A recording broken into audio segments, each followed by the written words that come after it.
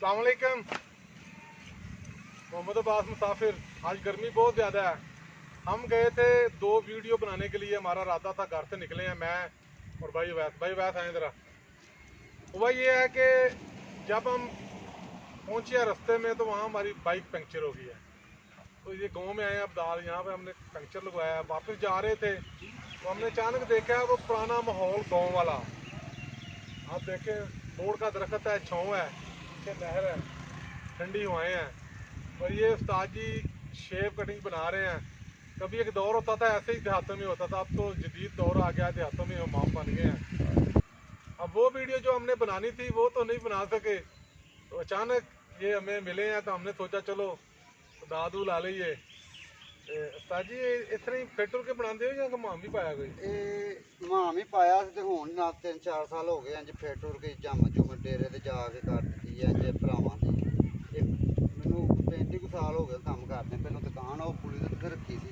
ਅੱਛਾ। ਇਹ 2014 ਦੀ ਛੱਡੀ ਹੈ ਭਾਜੀ ਤੇ ਫਿਰ ਇੰਜ ਫਿਰ ਟੁਰ ਗਏ। ਉਹ ਉੱਥੇ ਹਸਪਤਾਲ ਸੀ, ਉੱਥੇ ਕੁਰਸੀ ਅੱਜ ਲਾ ਕੇ ਕੰਮ ਕਰੀਦਾ। इनके टुर फिर के लाना है तो पैसे लेंगे या कणक कणक या किसको? ਨਹੀਂ ਇਹ ਪੈਸੇ ਮੈਨੂੰ ਨਗਦ ਦੇ ਦਿੰਦੇ ਨੇ, ਕਿਹੜਾ ਕੰਮ अच्छा, यानी कि कणक और मुंजी वाला काम को नहीं रहा? नहीं, ठीक हो वो गया। काम नहीं तो जोड़ सकता। हाँ जी दोस्तों, आपने ईमानदारी से बताना है। जो जिन लड़कों ने, मर्दों ने या जिन लोगों ने कभी इस तरह बैठ के शेव करवाई हो घर पे चारपाई पे, खासकर जो देहात से बिलोंग करते हैं उनका तो बहुत ज़्यादा तजर्बा होगा। मुझे भी याद है, हम भी ऐसे करवाया करते थे। तो हमारे जो थे ना बार्बर, एक दिन मैंने उन्हें कहा जी आप अच्छी तरह कटिंग नहीं करते, तो मैंने ना अपने अबू से शिकायत लगानी है। उन्होंने मुझे कहा कि मैंने कोई आपसे ये बांध नहीं बांधी हुई कि मैंने ही आपकी कटिंग करनी है, मैंने तो आप लोगों से मोहब्बत रखी हुई है। यानी कि मैं सेफ नहीं रखी, मैंने प्यार रखे हैं। उसके बाद मैंने उन्हें कुछ नहीं कहा। पीछे आपको नज़र आ रहा है जी नहर का और उसके पार दरख्त, और ये बोर्ड की छाँव में बैठे हैं भाई इरफान है जी जी। एक दिहाड़ी च कितनी को कटिंग शेव कर लेंदे हो? मैं जरा स्लो ही करना वा जनाब, 5-7-10 कर ली दी जिस तरह प्यार नाल। अच्छा, तो बाकी टाइम? बाकी टाइम सुबह जरा लेट ही कुर्सी लाई दी है, उधरों फिर अच्छा। शाम पै जी लाइट को नहीं है उत्थे, अच्छा। तो फिर टाइम ने शाम की जान तो पहलों चुक ली अड्डा। वाह। ते जां दोपहर लगी होंदी है उत्थे दरख्त को नहीं है किथे मैं कुर्सी लाना, फिर अच्छा। उस टाइम ही नहीं। अच्छा, भी गाहक इशारा कर गया था डल भी आई? नहीं ये मेहमान आए ने, हाँ, वो इशारा कर गए। ਤੁਹਾਡੇ ਮਹਿਮਾਨ ਨੇ? हाँ जी। ਹੁਣ ਤੁਸੀਂ ਮਹਿਮਾਨ ਨਾਲ ਜਾਓਗੇ ਕਿ ਪਹਿਲਾਂ ਗਾਹਕ ਭੁਗਤਾਓਗੇ? नहीं वो गाहक ਨੂੰ ਪਤਾ।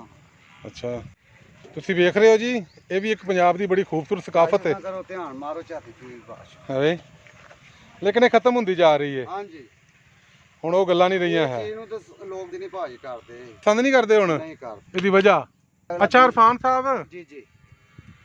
ਇਹ ਤੇ ਚੀਜ਼ ਹੁਣ ਬਿਲਕੁਲ ਹੀ ਖਤਮ ਹੋ ਗਈ ਹੈ। ਪਹਿਲੇ ਬੜਾ ਰਿਵਾਜ ਹੁੰਦਾ ਸੀ ਇਹਦਾ, ਰਵਾ ਸੀ ਜਨਾਬ। ਤੇ ਹੁਣ ਕਿਵੇਂ, ਹੁਣ ਲੋਕ ਪਸੰਦ ਕਰਦੇ ਨੇ ਕਿ ਨਹੀਂ? ਹਲੇ ਮਸਨ ਕਿਹੜੇ ਡੇਰੇ ਪੇ ਰਹਿਣ ਵਾਲੇ ਲੋਕ ਨੇ ਉਹ ਪਸੰਦ ਕਰਦੇ ਨੇ। ਅੱਛਾ ਠੀਕ ਜਿਹੜੇ ਹੈ। ਮਸਨ ਇਸ ਤਰ੍ਹਾਂ ਪੜਨ ਲਿਖਣ ਵਾਲੇ ਲੋਕ ਨੇ ਕਿਹੜੇ ਦੁਕਾਨਾਂ ਦਾ ਉਹ ਨਹੀਂ ਪਸੰਦ ਕਰਦੇ। ਉਹ ਆਂਦੇ ਦੁਕਾਨ ਹੋਵੇ, ਸ਼ੀਸ਼ਾ ਲੱਗਾ ਹੋਵੇ, ਸੋਹਣਾ VIP ਕੰਮ ਸੋਹਣਾ ਹੋਣਾ ਚਾਹੀਦਾ। ਕੰਮ ਦੇ ਵੀ ਸੋਹਣਾ ਹੀ ਹੁੰਦਾ ਹੈ। ਅੱਛਾ। ਇਹ ਵੀ ਜਿਹੜਾ ਕਰੀਮਾਂ ਸ਼ਰੀਮਾਂ ਲੱਗ ਜਾਣ ਉਹਨਾਂ ਕੋਲ ਰੁਪਈਆ 1000-700 ਲਿਆ ਜਾਏ ਤੇ ਫਿਰ ਬੜੇ ਖੁਸ਼ ਨੇ। ਅੱਛਾ ਇਹ ਚੀਜ਼ ਨੂੰ ਪਸੰਦ ਕਰਦੇ, ਆਫੀਸ਼ੀਅਲ ਫੈਸ਼ਨ ਲਾ ਲੈਣਾ। ਠੀਕ। ਤੁਸੀਂ ਗੱਲਾਂ ਸੁਣ ਰਹੇ ਹੋ ਜੀ ਭਾਈ ਇਰਫਾਨ ਦੀਆਂ। ਇਹ ਵੀ ਬੜੀ ਖੂਬਸੂਰਤ ਯਾਦ ਹੁੰਦੀ ਸੀ ਕਦੀ, ਲੇਕਿਨ ਹੁਣ ਉਹ ਦੱਸ ਰਹੇ ਨੇ ਜੀ ਬਹੁਤ ਥੋੜੇ ਲੋਕ ਨੇ ਜਿਹੜੇ ਇਸ ਤਰ੍ਹਾਂ ਦੀ ਕਟਿੰਗ ਪਸੰਦ ਕਰਦੇ ਨੇ। ਤੁਸੀਂ ਕਦੀ कराई है वैसे इंज?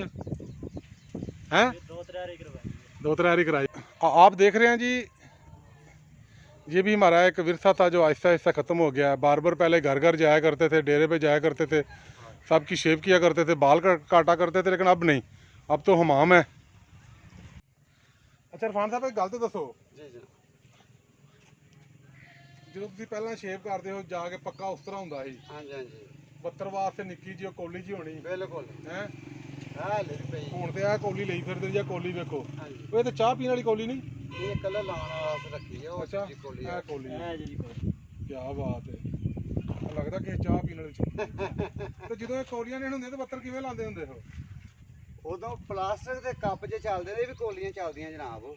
ਇਹ ਜੋ ਪਹਿਲੇ ਨੰਬਰ 'ਚ 2.5 ਕਿਲੋ ਦਾ 5 ਕਿਲੋ ਦਾ ਲੋਹੇ ਦਾ ਪਤਾ ਘਿਓ ਵਾਲਾ ਡੱਬਾ ਨਿਕਲਿਆ ਸੀ, ਆਹੋ ਉਹ ਇਸਤੇਮਾਲ ਕਰੀਦਾ ਸੀ। ਅੱਛਾ ਹਾਂਜੀ, ਫਿਰ ਉਹ ਚ ਪਾਣੀ ਰੱਖਿਆ, ਲਾਇਆ ਬੱਤਰ ਛੱਤਰ, ਅੱਛਾ ਵਿੱਚੋਂ ਕੱਢਿਆ ਤੇ ਬੁਰਸ਼ ਕਿਹੜਾ ਸਾਬਣ ਵਾਲਾ ਹੁੰਦਾ ਸੀ, ਸਾਈਡ ਤੇ ਕਰਕੇ ਧੋ ਲੈਣਾ। ਅੱਛਾ ਤੇ ਇਹ ਸ਼ੇਵਨ ਕਰੀਮ ਨਹੀਂ ਸੀ ਹੁੰਦੀ, ਦੂਜਾ ਸਾਬਣ ਮਿਲਦਾ ਜੀ ਕੋਲੇ 'ਚ ਰੱਖ ਕੇ ਤੇ ਬੁਰਸ਼ ਨਾ ਜੀ ਕਰਨਾ ਜੀ। ਅੱਛਾ, ਜੇ ਪਾਣੀ ਨਾ ਤੁਸੀਂ ਨਾਲ ਲੈ ਕੇ ਜਾਓ, ਜੇ ਰੁੜ ਗਿਆ ਹੋਵੇ ਤੇ ਫਿਰ ਕੀ ਬੰਦੋਬਸਤ ਕਰਦੇ ਹੋ? ਫਿਰ ਉੱਥੋਂ ਕਿਦੋਂ ਲੱਭ ਲਈਦਾ।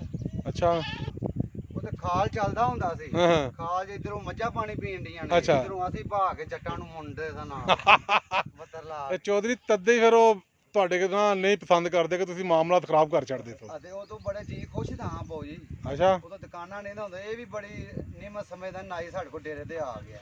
ਇਹ ਤੇ ਗੱਲ ਠੀਕ ਹੈ, ਜਿਹੜੇ ਅੱਛੇ ਲੋਕ ਨੇ ਹਾਂਜੀ, ਅੱਜ ਵੀ ਉਹਨਾਂ ਦੇ ਕੋਲ ਟੁਰ ਕੇ ਜਾਈਏ, ਭਾਵੇਂ ਕੰਮ ਨਾਲ ਜਾਈਏ ਭਾਵੇਂ ਉਂਝ ਜਾਈਏ, ਉਹ ਬੜੀ ਯਾਦ ਕਰਦੇ ਨੇ, ਧਿਆਨ ਕਰਦੇ ਨੇ ਜੀ, ਪਿਆਰ ਕਰਦੇ ਨੇ, ਇਹ 'ਚ ਕੋਈ ਸ਼ੱਕ ਨਹੀਂ। ਬਿਲਕੁਲ, ਇਹ ਅਸੀਂ ਬਹੁਤ ਮੁੱਤ ਅੱਛਾ, ਅੱਲਾ ਦੇ ਬਹੁਤ ਨੇਕ ਬੰਦੇ ਨੇ ਜੀ ਹਲੇ ਵੀ ਦੁਨੀਆ ਦੇ ਉੱਤੇ।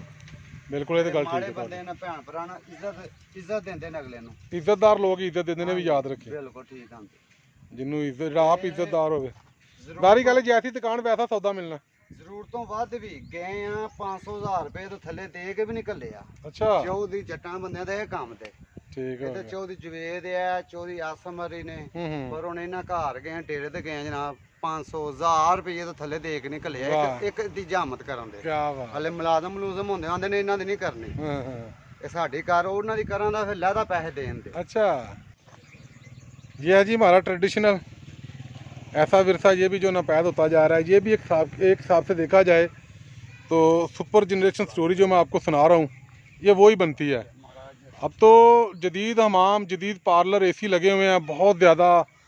लोग करीमे शरीमे, भाई इरफान बता रहे हैं जी, करीमे शरीमे लगाएं तो न्यू जनरेशन खुश होती है।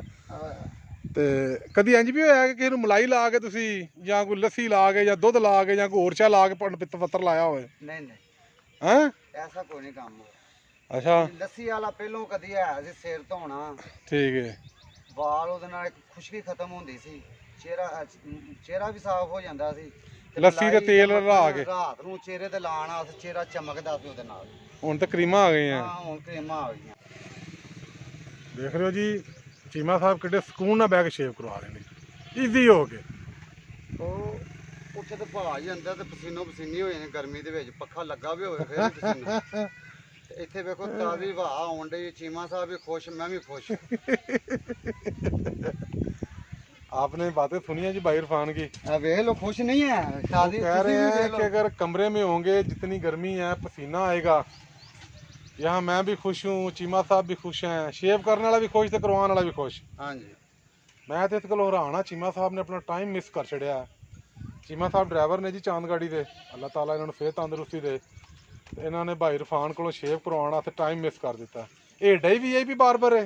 हाँ जी, बस ਵੇਖ ਲੋ ਇਹ ਕਦੀ ਭਾਅ ਜੀ ਸਾਡਾ, ਮੇਰੀ ਇਕੱਲੇ ਦੀ ਦੁਕਾਨ ਪਿੰਡ 'ਚ ਹੁੰਦੀ ਸੀ, ਸਾਰੇ ਪਿੰਡ ਦਾ ਕੰਮ ਮੈਂ ਕਰਦਾ ਹਾਂ। अच्छा, ਇੱਥੋਂ ਤੱਕ ਤੇ ਇਹ ਚੀਮਾ ਸਾਹਿਬ ਦੇ ਘਰ ਪ੍ਰਾਹੁਣੇ ਆਏ ਨੇ, ਉਹਨਾਂ ਨੇ ਵੀ ਕੰਮ ਕੀਤਾ ਤੇ ਅਗਲੀ ਦਫਾ ਉੱਥੋਂ ਸਪੈਸ਼ਲ ਆ ਗਏ ਨੇ ਕਟਿੰਗ ਕਰਵਾਉਣ। वाह, ਐਂ ਤਾਂ ਕੰਮ ਕਰੀਦਾ ਸੋਹਣਾ VIP। क्या बात है, क्या बात है। ਕਿ ਜਨਾਬ भाई इरफान है ਜੀ क्योंकि तुसी फिरते रहंदे हो सारा दिन, ਜੀ ਜੀ, कोई ऐसा वाकया ਜਿਹੜਾ ਥੋੜਾ ਜਿਹਾ ਮਜ਼ਾਈਆ ਹੋਵੇ, ਸ਼ੁਗਰ ਵਾਲਾ ਹੋਵੇ ਕੋਈ?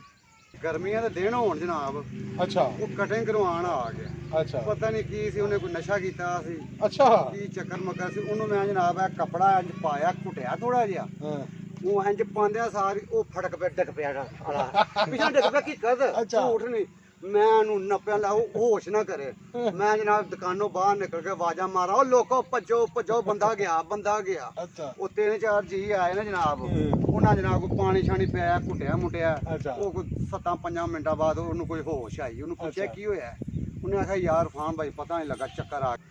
दोस्तों, आपने कमेंट्स में लाजमी बताना है आपको ये हमारी वीडियो कैसी लगी, और इसके अलावा जो इरफान भाई ने कहा है वो अल्फाज आपको कैसे लगे। इस तरह दरख्त की छाँव में बैठ के शेव करवाने का एक अपने अलग मज़ा है। जिसने लिया ठीक है, जिसने नहीं लिया वो लाजमी एक दफ़ा चेक करें, मज़ा ज़रूर आएगा। हाँ जी, हाँ जी। वीडियो देखने का बहुत शुक्रिया। शाद रहें, आबाद रहें, खुदा हाफ़िज़।